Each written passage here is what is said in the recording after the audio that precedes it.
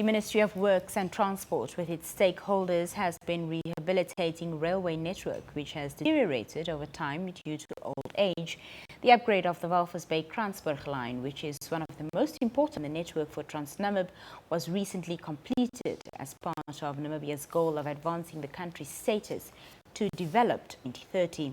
Now, to give us an update on the upgrade of the railway network in Namibia, I'm joined by Robert Kalomho, Director of Railway Infrastructure, Ministry of Works and Transport. Sir, good evening and welcome to the Daily Roundup. Yes, good evening. To start with, perhaps you can talk to us about, why the restoration of the railway line between Walvis Bay and Kranzberg at Arandis was a key national development project. Thank you very much, and good evening to the listeners as well.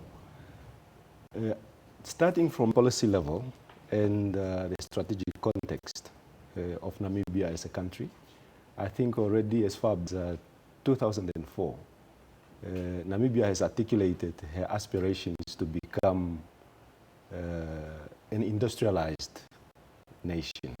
And of course, to do that, certain plans to be put in place. One of them being the NDP4, NDP5, as well as the Prosperity Plan. All this talks towards our vision of 2030. In these plans, one of the key economic drivers is infrastructure, which has to be improved to be at a good standard, at a level where Namibia, can also implement and facilitate the development of being a regional logistics hub that serves Namibia, SADC, and the world at large. Hence, the upgrading of the railway network between Walvis Bay and Kranzberg became a priority. But that is just a portion of the upgrading of the core railway network. Because, as we all know, the railway doesn't end in Kranzberg or near Usakos. It goes further up to the north, to the border with Angola. But the critical part is Walvis Bay, TransNamib, as well as Otavi, Grootfontein. But to start off, given our limited, resources, we say, well, let's target the first 210, kilometers, which we have been busy upgrading since 2020. Although resources are limited, as you've mentioned, have any other railway lines been rehabilitated other than this Walvis Bay Kranzberg portion? We have also been busy doing what we call partial upgrading, not the full upgrading as has been done with the Walvis Bay Kranzberg. We have been busy with the partial upgrading of the railway line between TransNamib and Kranzberg as well. We have also upgraded the 140 kilometer of railway line between Aus and Ludred.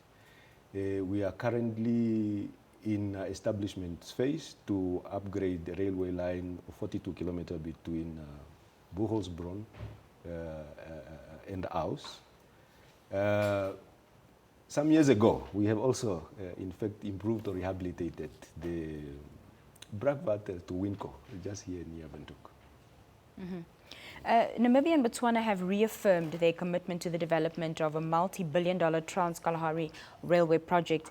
Briefly share the progress, regarding that. Yes, progress has been a bit slow, but of late, a task team has been put together that is developing a road plan as how the project could successfully be implemented between the two countries. So we are still in the planning and phases of how best we can implement the project. And how has this project contributed, to the employment sector?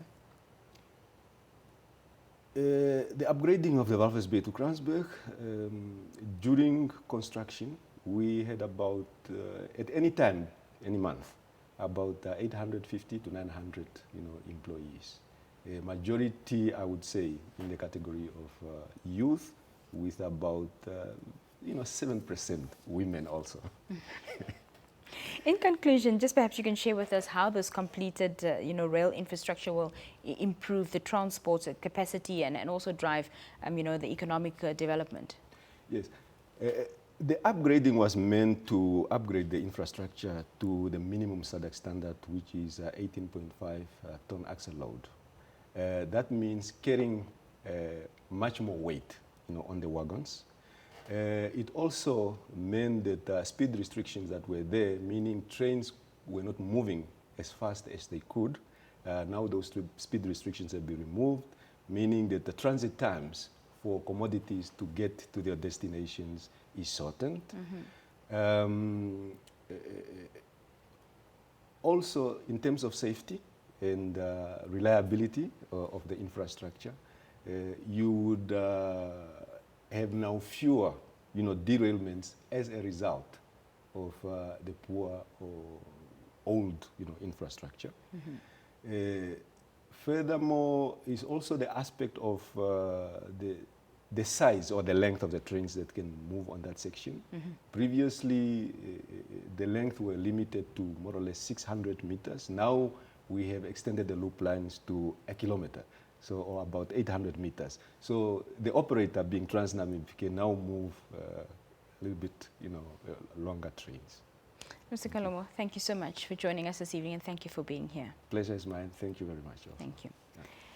Well, news just in this evening from State House that we give to the nation. President Hage Geingob, in a statement issued this afternoon, said he's deeply concerned by what appears to be a serious allegation of dereliction of duty and lack of due diligence on the part of the Central Procurement Board, if media reports are true.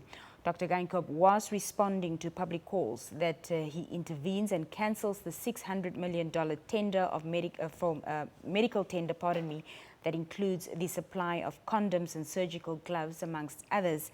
He said the law does not allow him to intervene, as he did in the tender for the construction of the Hosea Kutako Airport Road. The head of state explained that he cancelled that tender in accordance with the then Tender Board Act, and that has since been repealed with the promulgation of the Public Procurement Act.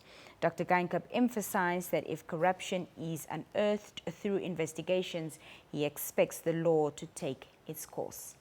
Well, we're going to take a short break, and the Daily Roundup continues when we come back.